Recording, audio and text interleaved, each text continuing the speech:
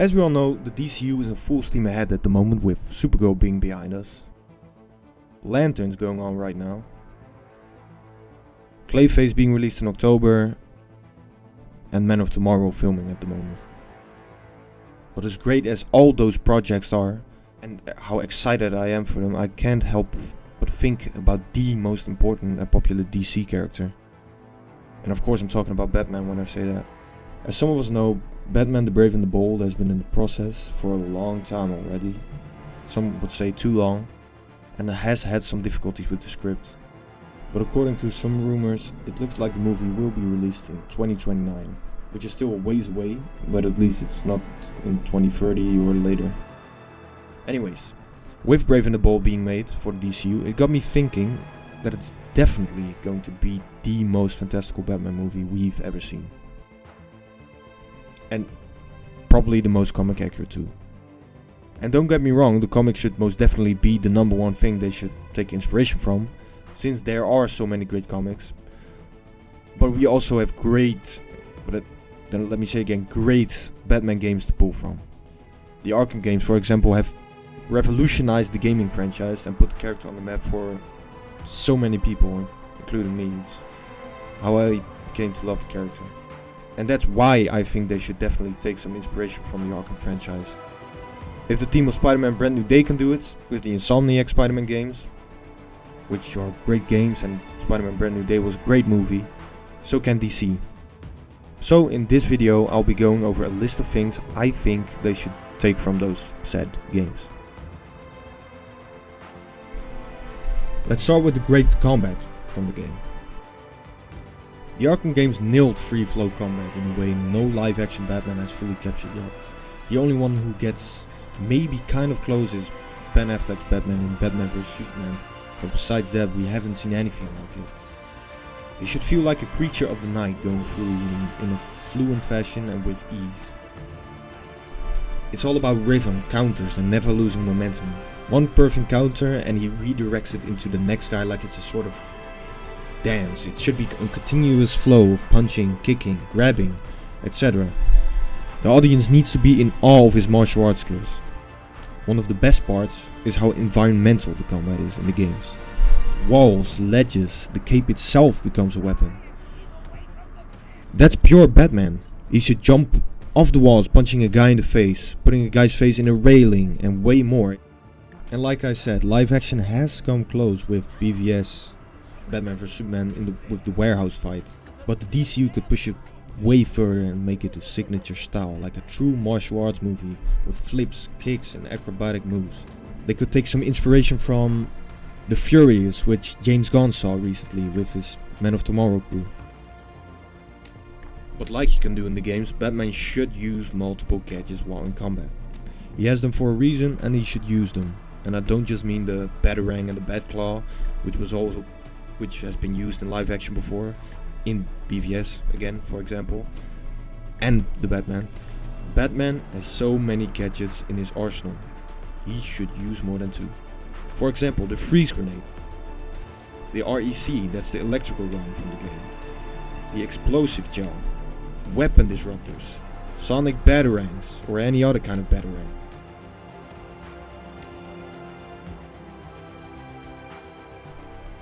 Now on to stealth. Stealth is also a big aspect of gameplay in the Arkham games. These sections of the game are the sections where I personally feel the most like Batman while I'm playing, as bad as I am at those sections. You can scout the room, plan ahead with gadgets, set traps, and then you can finally go for the takedown, which is so satisfying. Another cool part of the game is seeing the enemy's overconfidence turn into fear. With that being said, I also think that you could create a real horror element in these DCU Batman movies with these stealth sections, by just simply filming it in the POV of a criminal. That will create an understanding to the audience of how scary Batman can and should be. Dropping from gargoyles, inverted takedowns, making fucks panic when their friends start disappearing. That kind of fear is just needed in live action. And the closest thing we've seen of such stealth and fear from the criminals is in Batman Begins. And that's not even close to what it should be. The DCU Batman needs more of those slow burn sequences where the lights go out and the criminals start losing their minds. Another thing we need to see are the tools like the sonic batarang, the weapon disruptor, or any other gadget that it can incite fear and is gonna enforce that idea of Batman being a creature of the night. Films can do this by just intercutting fluid group fights with slower tension building stealth sequences, using lighting, sound design, camera placements and editing to sell the fear like a real horror movie. Thugs growing increasingly paranoid as numbers dwindle, radios going unanswered, shadows moving, practical or well integrated VFX for grappling. I prefer practical like they did on Brand New Day, but VFX is also an option. He should glide, he should be able to glide into positions, and we should definitely get inverted takedowns, the iconic inverted takedown from the Arkham games.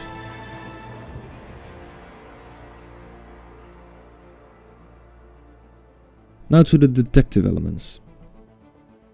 The Arkham series made World's Greatest Detective feel active and satisfying rather than a throwaway title. Crime scene scanning, forensic analysis, reconstructing events, tracking clues across the city and solving layered Riddler challenges, of course, reinforce that Batman's mind is just as important as his fists or gadgets, and just as interesting. Origins and City in particular integrate investigation into the main path and side content, so it never feels optional. Arkham Shadow takes that even further by putting you in the position of Batman and making you choose between answers to see if you truly focused on the clues. For the DCU, this is especially valuable. The Brave and the Bold centers on the father-son relationship with Damian. Detective sequences offer organic ways for Bruce to mentor or clash, of course, with Damian, teaching him that having patience is a virtue. See what I did there? Since they're basing not just Brave and the Bold, but DCU Batman as a whole on Grant Morrison's run, this fits perfectly. It also differentiates the DCU Batman from more purely vigilante or action-oriented takes and gives the audience the intellectual thrill that comics and their best animated versions deliver. In the shared universe, it creates story opportunities as well. Now, how it should look. The look of Batman while he is in detective vision should definitely be him with the wide eyes, just like the games. With that, you can do a POV shot with what Batman sees when he's in detective mode. They should just make it look how it looks in the Arkham games.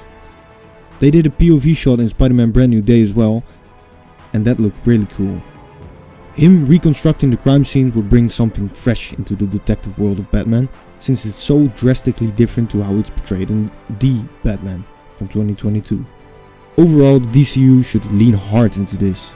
In a universe full of gods and aliens, Batman's investigative edge is what keeps him relevant and unique. He isn't called the #1 detective for no reason. Now on to the designs. What makes the Arkham design so strong is how they walk this perfect middle ground. They're instantly recognizable as the comic book characters, but they also feel like they could exist in a real, dirty, lived-in world. They're comic accurate in silhouette, color language and core identity. Then they add realistic materials, wear and tear, and just enough innovation to feel fresh instead of, for example, a direct cosplay.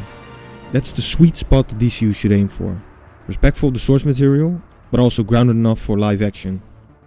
And inventive enough that it doesn't feel like we've seen it 100 times already.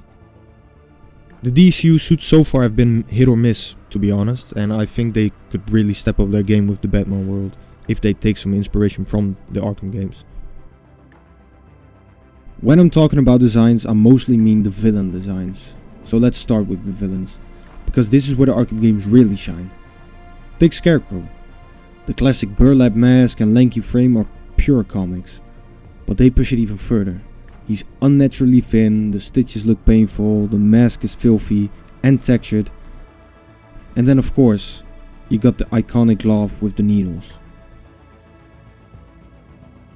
Then you have Mr. Freeze, it's another masterclass.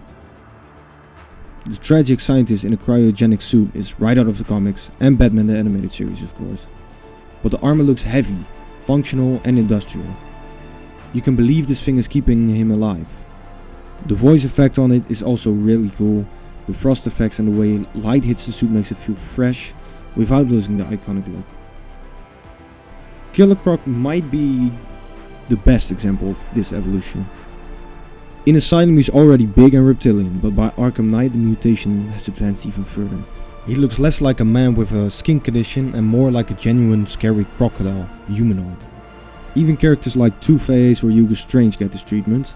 Two-Face scarring looks painful and practical, but still great comic accurate suit with the white and black. The games never go full photorealistic to the point where the characters lose their larger than life quality, and they never go so stylized that they feel like cartoons in a live action space. Now to the tech design. Overall, in the Arkhamverse, the tech design feels advanced, but not too advanced, except in Arkham Knight. The DCU has a chance to create a cohesive visual language for Batman's world that feels modern and comic accurate at the same time. That's exactly what the DCU needs. Especially with a character like Clayface already getting his own project, they have a chance to continue this tradition of designs that feel both faithful and exciting.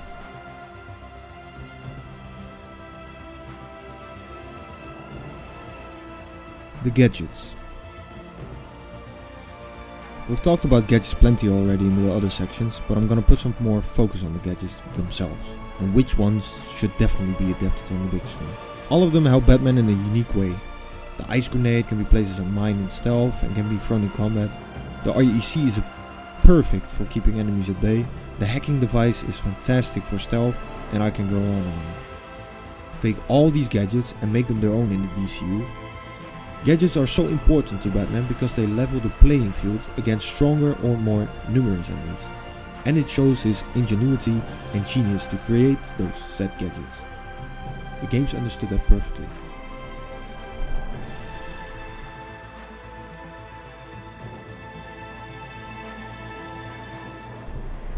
We've also talked a bit about the horror elements as well, but I want to emphasize how important it is to make Batman feel scary and intimidating. You can do so much with Batman genre-wise. You can work in any of them, but especially horror. Gotham is a scary and dangerous place, and with that should come a scary Batman. There's plenty of influence to take from the Arkham games in this area. In Arkham Asylum, we have the Killer Croc mission, which makes you tense. We have the Scarecrow sections, which are more psychological horror. Then in Arkham Knight we have Killer Croc again with the tension. You have Man-Bat jump scares, which has jump scare and body horror. And since the DCU is already doing a horror movie in the Gotham space with Clayface, why not lean into that? Especially Scarecrow sequences in the Arkham games are some of the most effective horror in any superhero media in my opinion. They force Batman and the player to confront his own trauma. It's not just jump scare horror, it should be atmospheric, psychological, and tied directly to Batman's character. In a universe that already has monsters and cosmic threats, grounding some of Batman's stories in personal horror would hit and feel different.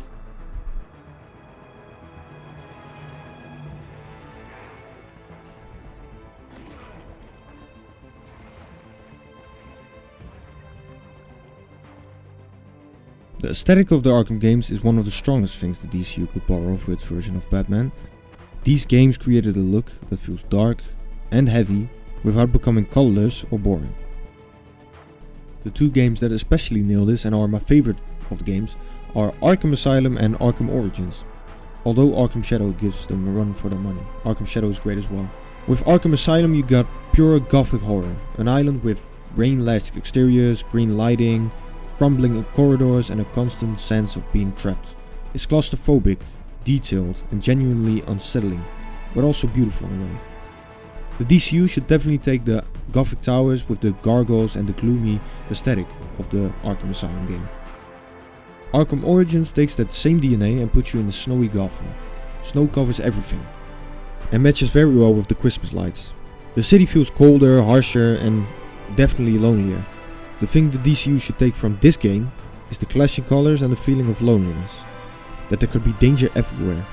Tall buildings with tight street sides with litter and pushed over trash bins. Let Batman's Gotham feel dark and dangerous, so it contrasts well with Metropolis for example or Coast City. Overall, the DCU should definitely take inspiration from the Arkham games, on multiple fronts. If they do that, I think it's guaranteed that DCU Batman is gonna be amazing. Thanks for watching. This was my first video doing voiceover, so please be nice, I'm still getting used to it. I hope you enjoyed and be sure to subscribe. And let me know what kind of video you would like to see next in the comments. And I'll see you in the next one. Bye bye.